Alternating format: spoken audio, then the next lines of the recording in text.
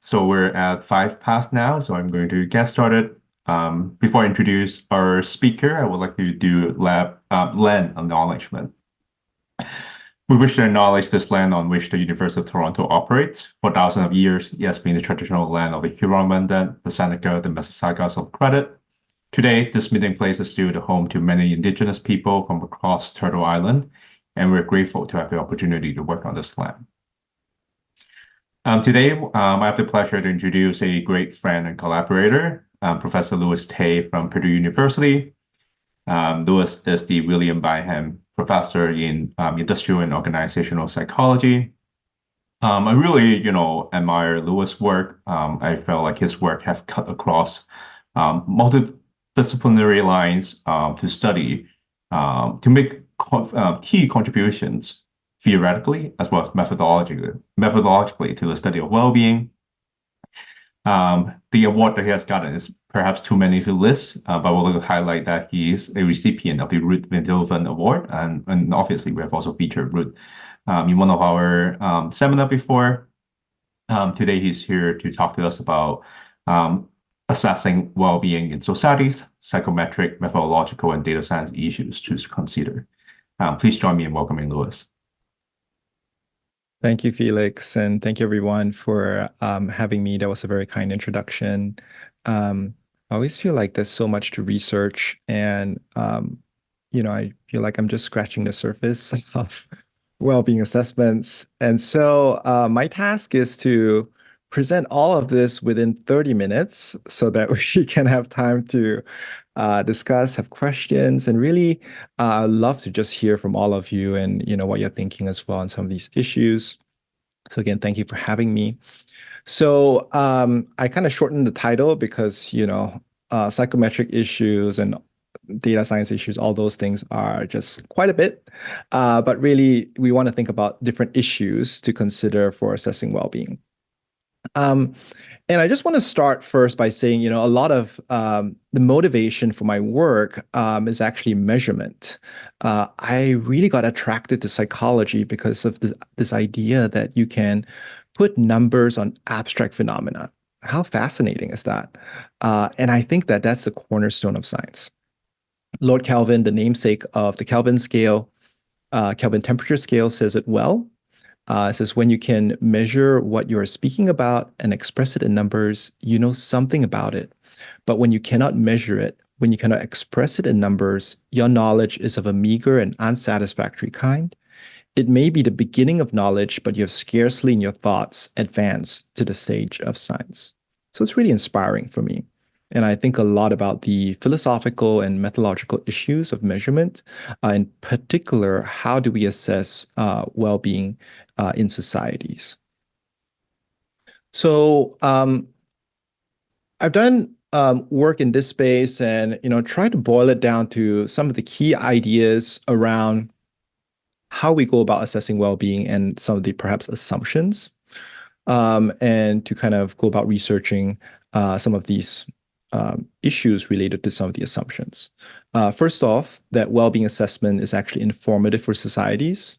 In the traditional approaches, we use self-report assessments, and those self-report assessments are informative. The other aspect is that many different aspects of well-being need to be considered. So governments and policymakers are not just merely interested in life satisfaction, even though that's important, but really different aspects of well-being. And the other thing that is also increasingly recognized is that we need to assess well-being regularly or with some level of frequency, and hopefully go about it more than just an annual assessment. And so there's a lot of interest right now in the use of big data approaches to approximate where societies stand on well-being and how does that even change over time. So I want to start first with this idea that well-being assessment is informative for societies. And a question that has occurred to me is whether self-report measures of well-being are informative for societal differences. And all of us are familiar with this. We typically use an aggregation approach from individual self-reports. We collect samples of individuals hopefully representative of the society. And then we aggregate it up to the societal level so that we can look at differences in society. Very straightforward. We often look at, the means or the averages, and then we make those comparisons. As we kind of do that, one of the fascinating things that I've been kind of wondering about is, what is the amount of variability? Because we have variability that could be attributable to within societies versus between societies. And if we actually use what we call intra-class correlation, the formula that is seen right here, we can actually calculate what's the proportion of variability that's attributable to societal level of analysis versus within societies. And what we find is that only a small proportion of variability is actually attributable to societal level. When we look at Gallup data aimed at representing 95% of the world's adult population, we find that life satisfaction does okay. The between country variability is about 24%, but then the remaining variability is actually within countries itself. We don't do so well for positive and negative feelings. It hovers around 5%. So the majority of variability is actually within countries. That means that there are a lot of differences within the country among people. And of course, for comparison, we can look at something like religiosity. In this case, self-reported religiosity. We find it between countries is about 31%, so just a little slightly higher than life satisfaction.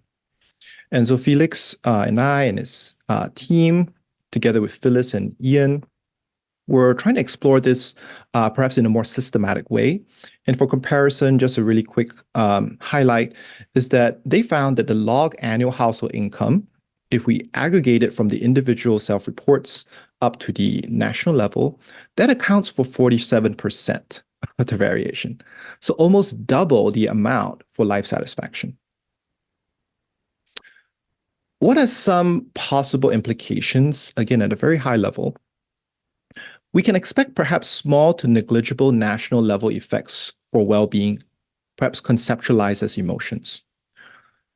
Perhaps larger effects for something like life satisfaction, which is more evaluative. The other thing that this makes me wonder too is whether national level well-being policies may actually be less useful to shift well-being, right? Because again, the majority of the variation is at the within nation level. And individual level interventions may need to be explored more. Of course, we need to do more research on this in a more systematic way, but at a glimpse, we see, wow, we need to really consider where we're targeting, how we're changing well-being. As more and more governments and policymakers are interested in that, we ask the question, is it informative? The other fascinating thing that I've been kind of dabbling in is whether these reports of well-being measures are quote unquote equally informative. So not just informative, but equally informative. And a lot of the work in well-being research actually relies on this idea of scale transformation. So it depends on whether you use the same scale response formats or not. Because a lot of different countries collect data differently, what they do is some kind of linear transformation or a linear stretch, as you can kind of see in the GIF here, where the 5-point scale might be stretched out to the 7-point scale so that we can have something that's comparable across nations. And even within nations, sometimes they use different scales over time as well. So Ruud Veenhoven, the founder of the World Database of Happiness, there are some examples here of, a 3-point verbal happiness scale where you have 3 options: 1, not too happy; 2, pretty happy; to 3, very happy. As compared to a 5-point scale, again, ranges from very unhappy to very happy. Ignoring the differences in wording, and if we just simply transform it, the question is, are these actually comparable? Are they actually equally informative? And what we see here is that there's a lot of research around this, and this is just a really small sample that we collected in our paper. Carol Graham did some work using World Database of Happiness and many others. I actually went on the site just before this talk, and I found that it has been used in more than 16,000 papers where they apply this method. Fascinating. The question for me is, does this linear stretch method actually work? On the left-hand side, you see happiness scales. And on the horizontal axis, what you can see is, the 3-point scale, 4-point scale, 7, 10, 11-point scale, stretched out to a 1 to 10 scale. What is startling to see is that for the 3-point scale, the average score is actually around 6 point something, close to 6. The same goes for life satisfaction as well. So it seems like the 3-point scale, when stretched out, has actually systematically lower scores. Of course, it's confounded with, the nations that are being assessed and the timings as well. But here you see something startling, which is like, oh, maybe when we do the linear stretch method, a 3-point scale doesn't fully stretch out to a score that would be typically comparable with a 4 or 5, all the way up to 11-point scale. And even for an 11-point scale, I guess we shrink it down, the score is slightly higher than what we see for a 5, 7, or 10-point scale. Okay, so what are the implications of that? Well, just as a way to kind of examine this, we said, okay, let's look at World Database of Happiness. We have GDP per capita. Let's see if we examine a regression of happiness on GDP per capita. We see that the regression coefficient is 0.65, as you can see here. We don't control for any scale response types, meaning in step 1, you can control for whether it's 3-point, 4.5, or 7 or 10, 11-point scale, right? In the second analysis, what we did was we controlled for the scale point type. And what we found was that the effect of GDP per capita, at least the main effect, not a quadratic effect, was substantially smaller. It halved in size. This was not the case for life satisfaction. That was constant, but it did affect the substantive inference for happiness, just because we are trying to equivalize these scale points, and our analysis shows that maybe they're not fully equivalent.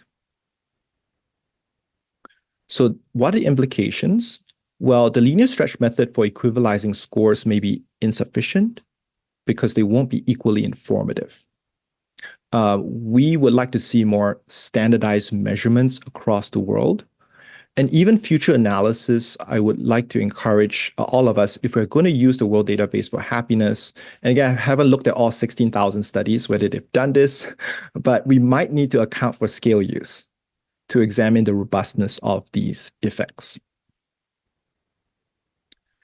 The second point that I would like to touch on is that we need to consider many aspects of well-being, because obviously well-being is more than just life satisfaction, even though it is a central piece.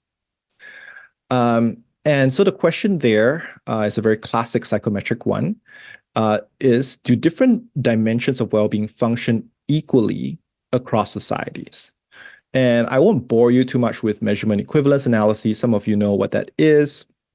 But really the idea is that are the indicators of something like life satisfaction. So we see here the classic at dinner scale, satisfaction with life. There are 5 items here.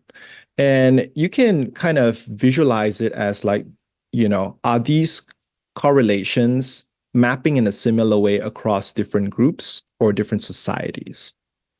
And so measurement equivalence analysis tries to examine that. And of course, we can do that not just at the indicator level, we can also do it at the construct level as well. So this work was funded by the Robert Wood Johnson Foundation, where we created what we call a comprehensive inventory of thriving. I don't know whether it's fully comprehensive or not. I guess it's not now that, Shige is also pushing for this idea of a rich life, psychologically rich life. But just based on the literature back then, with subjective well-being, psychological well-being, PERMA, self-determination theory, we found that these were the core 7 dimensions that most researchers thought about when they thought about well-being. And so what we did was we created an assessment for it. And then the next step was to examine whether this factor structure actually held across 10 different countries. And so we had 1,000 participants from the United States.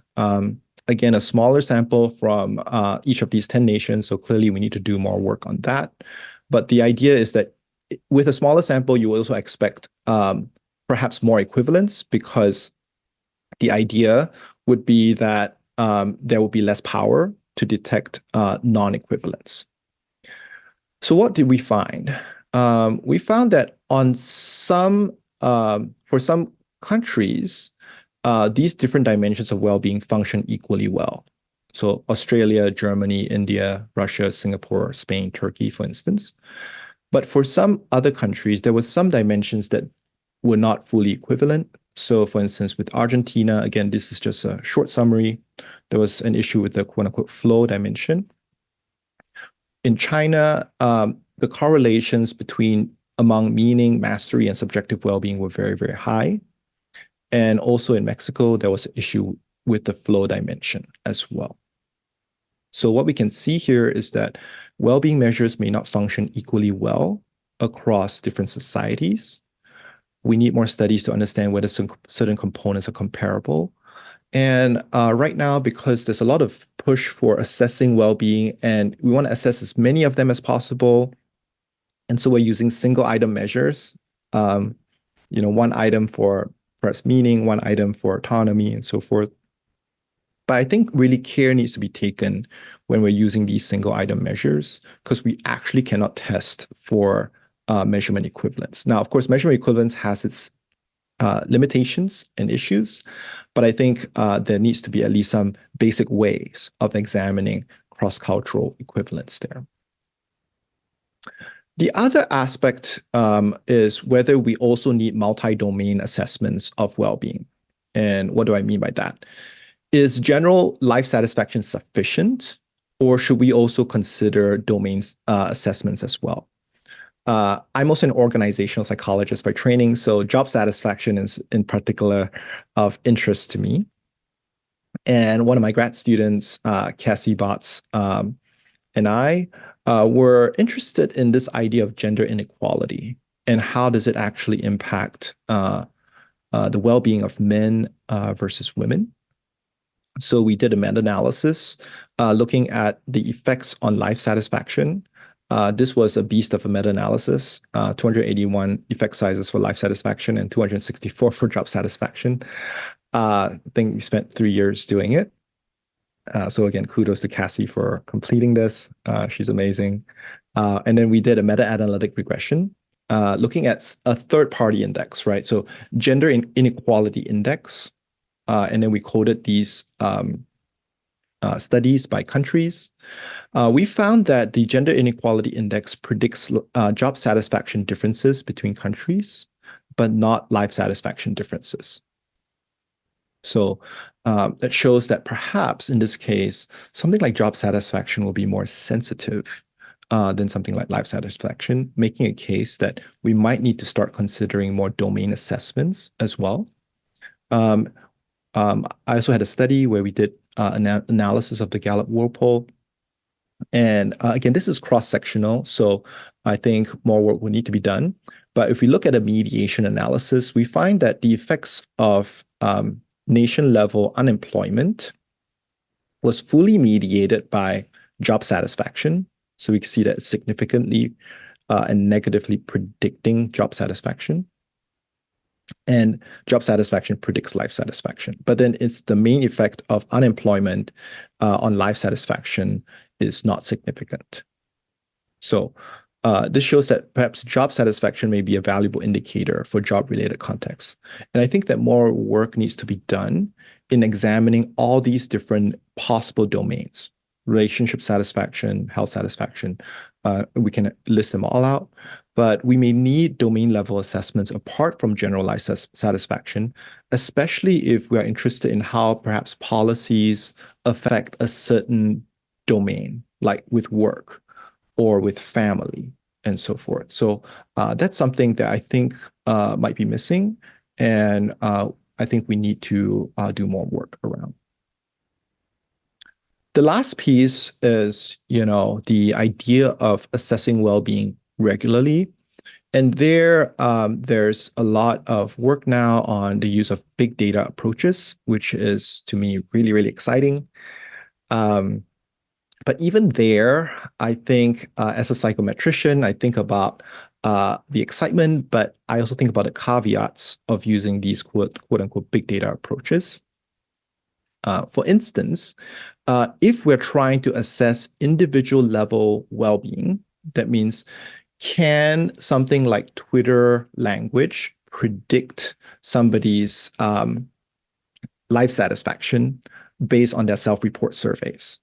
And this is not my work, but based on Schwartz et al. In 2013. We see that the use of topics and lexica, the correlation with self-report life satisfaction surveys is only about 0.3, just based on language alone. Of course, if you throw in controls as well, which includes like demographic controls, that goes up, because clearly those are variables that you would know about an individual, but this is not so-called Twitter language per se. So the correlation at the individual level prediction is only 0.3, right? The question is that good enough to know whether somebody is happy or not? But of course, what we're interested in is we're interested in societal level predictions in this case. At the individual level, we don't do so well, but societal level, some of the work that my team and I have done is to look at Google searches to see whether we can predict metro level CDC data on something like depression, right? And then we can see how much people search for something like depression on Google search. For the metro level, about 96 different metros, we see that the bivariate correlation is about 0.57. So not too bad. So it's almost 0.6. However, again, it's not perfect, right? At the state level, we find that the correlation is only 0.3. Okay. So again, is this good? Is this bad? It's clearly not a 1.0, right? So again, I think might be limited in accuracy. And I checked with the World Wellbeing team, Lau Unger and Johannes Eichstadt.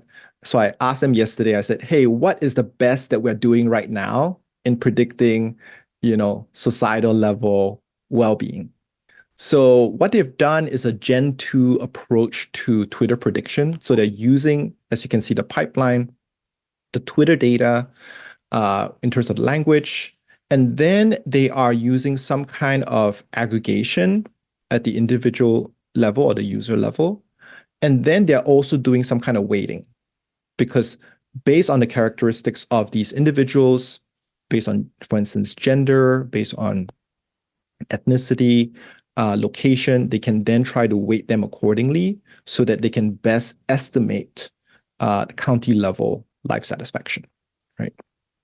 And here, what they see is that it does give a boost to predicting county level life satisfaction when they're trying to predict CDC life satisfaction or Gallup life satisfaction. It seems like the best that can be done is around 0.6. Although Johanna said, in the more recent attempts, I think they reach as high as 0.7. Okay, so we're getting better. But I think, again, more work needs to be done. And there are still caveats on how accurately we can assess it. And furthermore, this is merely cross-sectional. We don't fully know longitudinally, can we track life satisfaction or other aspects equally well. Okay. The other thing is that the same issues for cross-cultural equivalence or cross-societal equivalence holds. because with big data approaches, we often are trying to assess a psychological construct of interest, which you see in a circle here. Many of us are familiar with this idea that a psychological construct of interest is measured by different indicators, right? So like satisfaction with life is measured by perhaps different items. The interesting thing is that with these big data approaches, we still rely on something like ground truth or labeled data, right? So we use this survey data, and then we're using some kind of feature from perhaps social media. In some of my work, we also look at video data as well. Can these different features, as we extract it and then we run it through a machine learning algorithm and we weight them differently, can it predict ground truth well? And that was the set of results I was showing you. So 0.3, 0.6. But then if you kind of think about it and you open this black box, you go, well, how trustworthy is that? The fascinating thing is because we're still using survey data as the ground truth, the very same issues that plague survey data still holds for big data as well, right? And so the question of data equivalence now gets expanded, not only in terms of the scales that we're using with the survey data, but even the features that we're using. So right now, one of my grad students and I are writing a paper on thinking about equivalence across societies, especially across languages. So for instance, using Weibo data, what level of analysis are you using? For instance, with Weibo data, you cannot analyze things at the character level in Mandarin Chinese because the character level is not a word. But in English, a word has a specific meaning, right? But in Mandarin Chinese, you need to analyze it as a phrase. So some of these things also need to be equivalized and need to be carefully considered in order to create data equivalence across societies. Very exciting work, but I think a lot more research needs to be done. The other piece is also in terms of algorithm training equivalence across societies. We need to use similar algorithms. One of the things that often computer scientists, data scientists do is they do some kind of norming of features within the country itself. When you do feature norming within societies, you're already creating some kind of non-equivalence, even though it helps with the algorithm itself. I won't belabor the point, but what is important to know is that there are still issues that we need to consider, and perhaps even more issues when we're trying to use these big data approaches. So implications on that is that social media and searches may not actually reach the needed level of accuracies cross-sectionally. We still need to explore longitudinal accuracies and perhaps even explore the use of wearables and intensive data, which I'm looking toward right now. And we also encounter similar, perhaps actually more issues plaguing the use of big data algorithmic approaches. And I just want to touch on one of the exciting projects that we're looking toward right now. We submitted a grant application for it to the National Science Foundation. So for those of you who do not know, I actually run a startup company that does experience capture through mobile apps. It's called xpwell.com. I started it when I was an assistant professor. I highly do not recommend doing that. Please don't do that. Come and talk to me. But somehow I muddled through it, and the idea is that I want to advance how we actually doing these assessments and do more kind of wearable sensors. Going beyond survey data, although survey data is important. And the idea is that we want to have communities download the free apps and then share their well-being data or experiences, while also allowing us to do some passive sensing. And the idea is that we can now use algorithms to then send surveys, specific questions to specific individuals, not to maximize information about the individual, but to maximize information about the subgroup that we're most interested in. So each person doesn't receive a whole set of questions all the time. In fact, we might spread it out. So everybody might only do a few questions each month.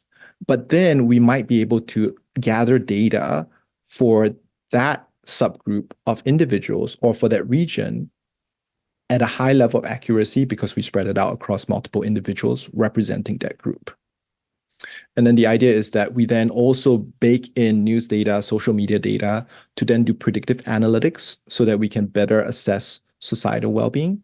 And one of the practical implications is that we do also a federated dashboard for community leaders so that when they actually engage in, for instance, events at the regional level, they can also examine some of the effects and potentially also have the dashboard do some prospective prediction as well. So that's something that I'm excited about. Cross my fingers. I hope it gets funded. But regardless, that's, I think, the direction I want to move into as a methodologist. So that's what I have for you. The idea is, well-being assessments is informative for societies. We need to look into that assumption. If we are going to assess many different aspects of well-being, we want to see if these different dimensions hold across different societies. We might need to start looking at different domains of assessments for well-being. And if we're going to use big data approaches to assess well-being regularly, we need to also be aware of the caveats, even though that is also very exciting. All right, so hopefully I kept within my 30 minutes time so that we can have some Q&A. Thank you. Perfect. Thank you so much, Louis. You did it perfectly within 30 minutes. I see one question in the chat. Paul, would you like to take a minute to maybe unmute yourself to ask a question?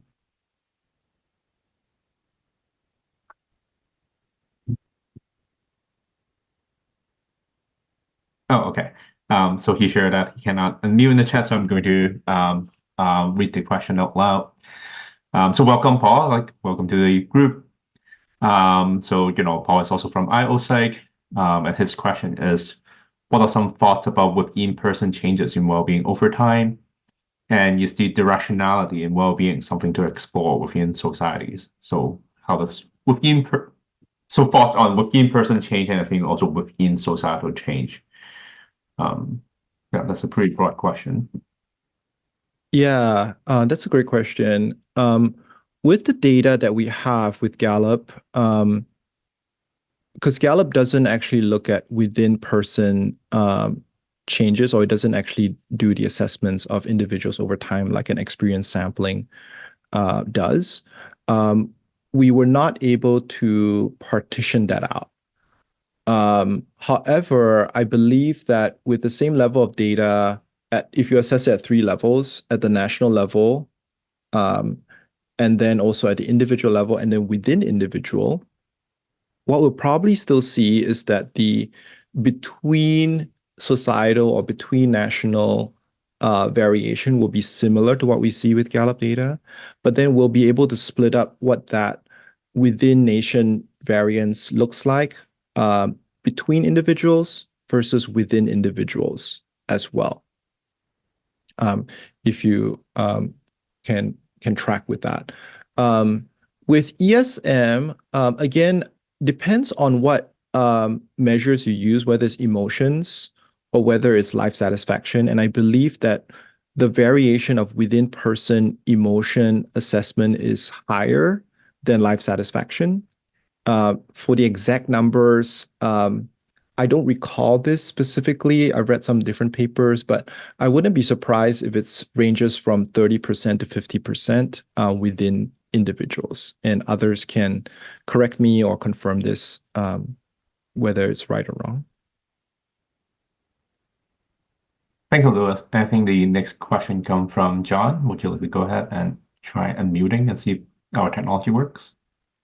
Can I go back in history a bit? Thank you very much for the lovely presentation. It's nice to see you on Zoom, at least. Thanks, John. You led a powerful study some decade ago about getting an inventory of positive outcomes to match the depression inventory used by healthcare professionals. The idea, if I remember, was financed by Robert Woods Johnson Foundation, was to deliver a set of positive outcome measures that match the depression inventory to sort of right the balance and convert healthcare from repairing things to building them. I haven't seen much take up of that. Could you take us through the whys and wherefores? If you develop these measures, what does it take to get them implemented in a key operating area like the one you were addressing? That's a great question, John. I was a postdoc working with Ed and also Marty at that point in time because the grant was through Penn, and I'm glad you remember that. And yes, the charge was to create a set of measures focusing on different positive outcomes, and that's why we wanted to approach it from a very integrative approach. To assess as many positive dimensions as there were, as posited theoretically, and also from the different scales that were out there too. So I didn't think of it as quote unquote novel per se in terms of theory, but really being able to bring all of these different ideas together and do the assessment in a single measure that was also both short and allows for somebody, visiting a doctor to perhaps fill it out. As I was doing that, I was also transitioning out to a faculty position as well. And so, what we did was we created not only the assessment, but also created norms as well. So if you look at the paper, there were norms for different age groups and also for different percentiles as well. So 25th percentile, 50th, 75th percentile, and so forth. So the idea was that it will be widely used and that these norms can be referenced. Unfortunately, I feel like it's just has been another scale. I'm not sure whether Robert Woods Johnson Foundation has done some additional work there to kind of bring that out for use among medical doctors or in other settings. And so to your question of what does it take, I really believe that academics like me need to partner with practitioners to have people use an assessment widely, and then also not just leave it there, but also potentially revise it as more data comes in about how people are also using the scale. Because right now, I just feel like we did something, in my mind, good, but really that is not enough for use in practice. And also, I think there needs to be a lot of translational work to help practitioners use it. And that's a tension I face too with as an organizational psychologist as well.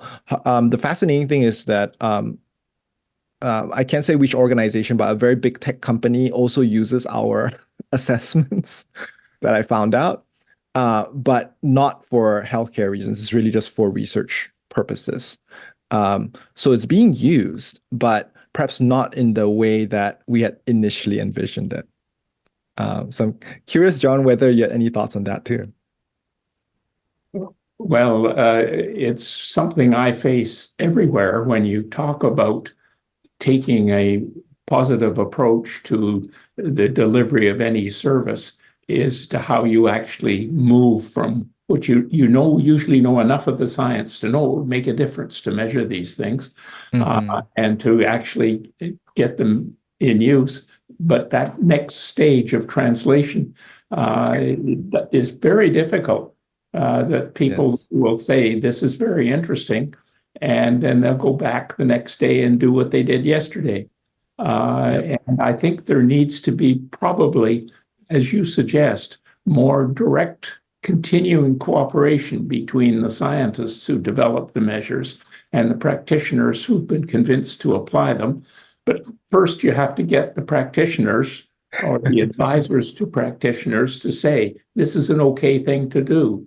The WHO says it in principle and in its mandates, but it hasn't yet focused enough on the actually, what does this mean about the way you deliver general practice, for example, or the way in which you handle people whose mental health you're interested in. Oh, definitely. Yeah, and to add to that, John, again, I completely agree with you. And to add to that, of course, if somebody scores really low on, for instance, depression, right, as opposed to a positive construct like life satisfaction, that has a very different sense of need and immediacy. And so I think that's also another challenge there for why people are often using quote unquote these regular like depression, anxiety scales, because not only is it familiar, but also there's a sense of urgency that, oh, if we know somebody scores low, we need to take action immediately. Whereas for some of these positive, quote unquote, more positive constructs, there might not be.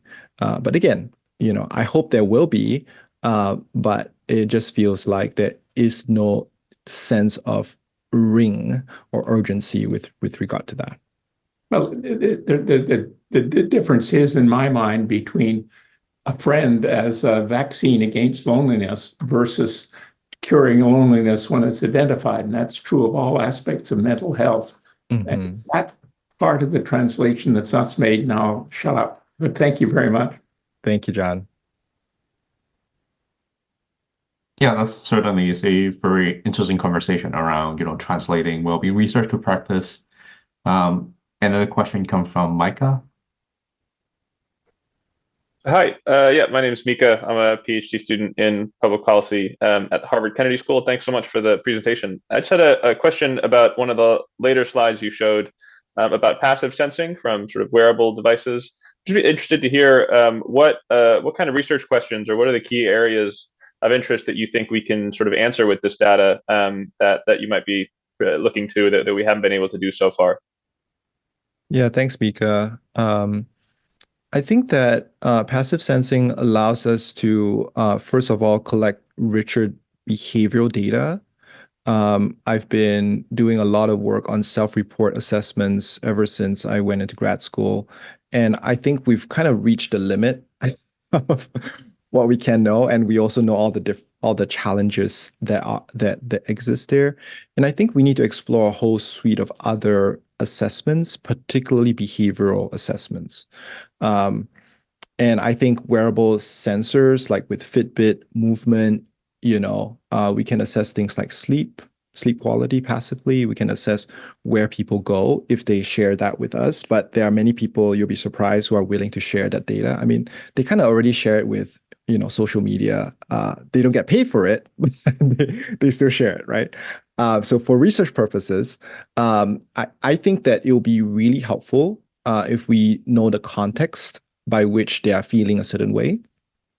We kind of can capture different behavioral patterns of people who are functioning well versus functioning less well. And so I think that provides a whole other layer. And then we can also not just rely on people's self-reports. Because even with ESM, you can have self-reports of people saying, oh yeah, I did this, right? And we think that's more objective. But really, we want to capture whether they actually did it through these behavioral sensing. Take alcohol sensing, for instance. We actually know that there's a discrepancy between what people report, how much they drink, versus if you actually track them with the alcohol sensor. Right?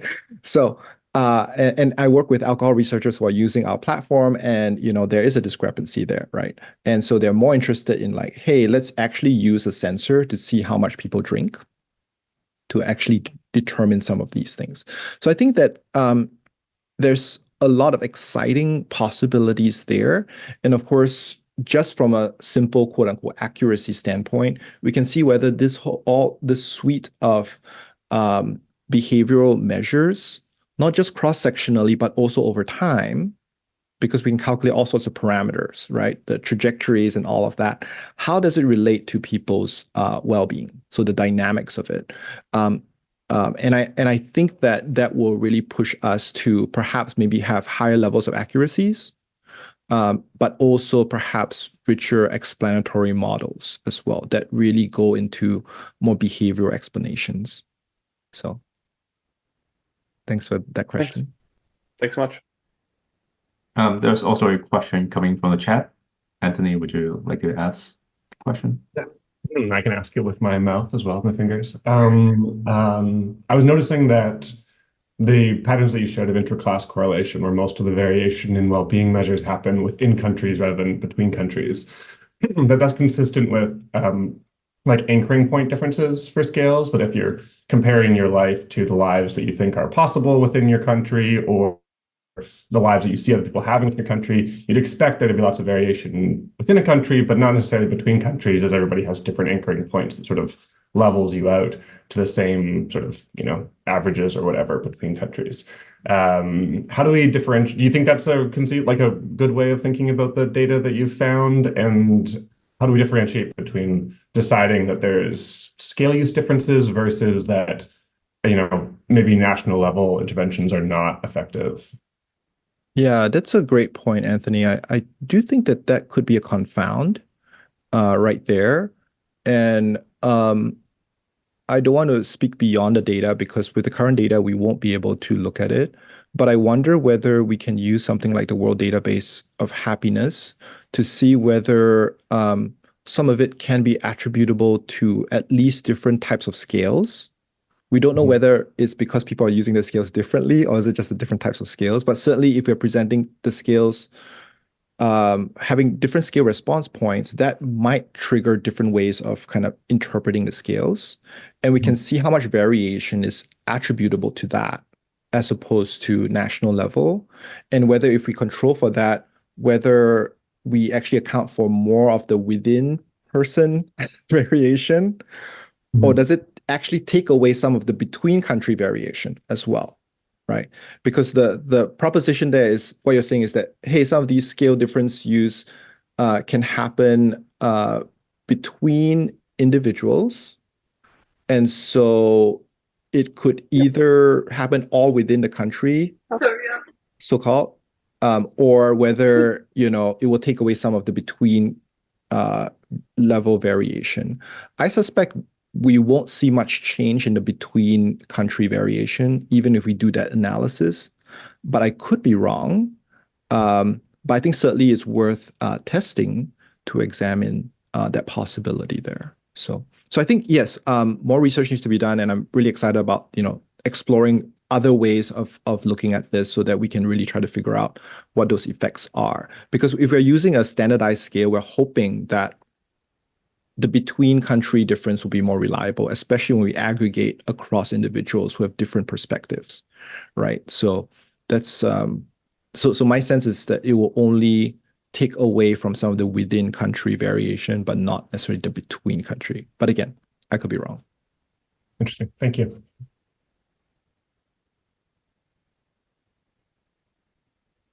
Where the question? Please go ahead. All right, yeah.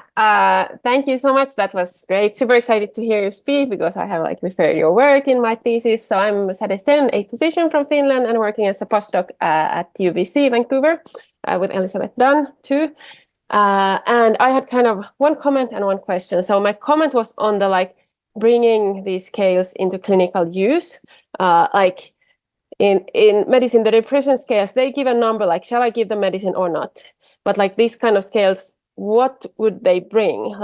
They talk to the preventive side, which I'm super interested about, but in clinical work, every minute counts. So if it doesn't have a clear implication to your work, then people wouldn't use it. So we would need some studies showing okay, patients feel more connected or they get empowered or whatever for using these scales, or then also what kind of interventions can the physician suggest if they see a differing value. I was also thinking that maybe psychologists, like psychotherapists, would be more interested in using them. So those were a few comments on that side. My question was to the scale you showed on the comprehensive inventory of thriving. I wonder how that relates to the flourishing measurement that the global study on flourishing is establishing. It seems very similar, but do you feel there are major differences or are they very much the same? Thank you for your question. Is it Sadie or Sadie? Yeah, please, Sadie. Sadie. Yeah, so to your first comment, I think that's a continuation of the conversation John and I were having. Yeah. And I like John's observation that, hey, maybe it's kind of like a vaccine approach. And maybe more generally, we'll think about it as more preventative medicine. And so focus on healthcare, not from a, hey, something's going wrong and now we need to address it, right? Emergency and urgent care, for instance, but really for helping with lifestyles and also prevention. That if you go to a doctor, that a doctor will not just simply ask you, or just weigh you and then give you these scales, but give you actually the comprehensive inventory of thriving, right? To see kind of where you're at and then help you to get to a place that perhaps you need to be, for instance. So it could still have its use in that way, but really more from a preventative side. So clearly, from a clinical perspective, it might not, because you're dealing with the other side of the spectrum already. But then if we kind of get people up to a better place, then perhaps we'll see less of that. I hope so. I really hope that physicians would use those minutes to the preventive work, but the reality is just so different. Yeah, I agree. The flourishing scale by the flourishing group at, I believe you're talking about Harvard, led by Tyler Van der Wiel. Yeah, that measure was developed later, and it's really focused on having a short single item assessment for each different dimension. The dimensions do overlap, but they're not exactly the same. So, obviously they had to kind of curate it so that they thought to kind of focus on the key ones. But I think that is a good assessment of flourishing. There are also others as well, as many people are kind of coming out with their own measures of flourishing. What I am proposing, however, is that we need to be careful especially if we're going to explore kind of equivalence ideas. The comprehensive inventory of thriving is a multi-item scale. So it's multiple items per dimension. So at least you're able to see equivalence. Whereas if you're using a single item, you just have to assume that it's equivalent. Because you cannot actually determine whether it is the case or not. Maybe more sophisticated methods will be able to look at that. But right now, I just can't think of how we would do that. Again, even though measurement equivalence has its downsides and limitations as well, that's the best of what we have for psychological measurement. Yeah, that's great. That's super helpful. Thank you. Thanks for the question. All right. Thank you so much, Louis. Please join me to give a round of virtual applause to Louis again. Thank you, everyone. We have a few announcements to make. So this seminar series is organized by the Canadian Happiness Economic Research Network. And in May, we're going to be organizing sections related to happiness economics at the Canadian Economic Association. The link is included in the chat. Abstract submission is open until February 15th. So please feel welcome to submit your abstract to either the online format or the in-person format in Toronto. A second announcement is that the Society for Personality and Social Psychology is having their annual conference this week. Some of us are going to be there. Sofia has also included a link there if you're interested in an in-person meetup. The third announcement is that on March 4th, at the same Zoom link, we'll be having Dr. Matthew Killingsworth, and his talk is on happiness in high resolution. So those are all the announcements. And maybe my quick thought on the very last question and answer by Louis is that I think what's so exciting about maybe Tyler's Vanderbilt or the Global Flourishing Study is that it seems like well-being research is being picked up by public health researchers, which seems to get the first comments around, how do we get this conversation into healthcare? I think the SHRN, Canadian Happiness Economic Research Network, is really excited to try to, break down some of these disciplinary barriers. So we hope to continue to see all of you. We're really excited about this type of multidisciplinary exchanges. Thank you again, Louis. Thank you so much, everyone, again, for attending this session.